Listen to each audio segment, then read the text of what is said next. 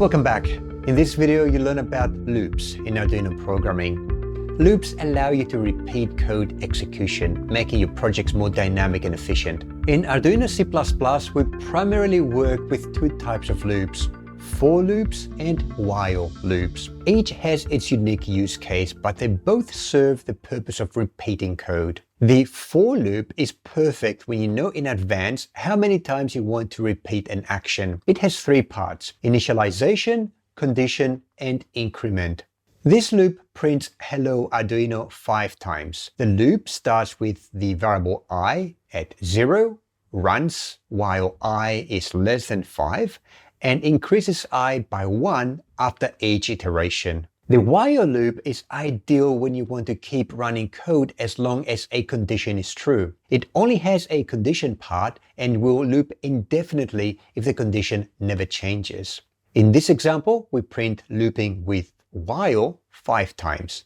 The loop keeps running as long as the variable I is less than 5. Now let's have a look at a simple example that doesn't require any external hardware. We'll make the built-in LED blink using a for loop. This loop will blink the LED 10 times, then pause for 2 seconds before starting over. Ready to practice? Here are 2 exercises for you to try on your own.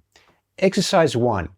Modify the LED blinking loop to gradually decrease the blink interval with each blink, starting from 1000 milliseconds down to 100 milliseconds.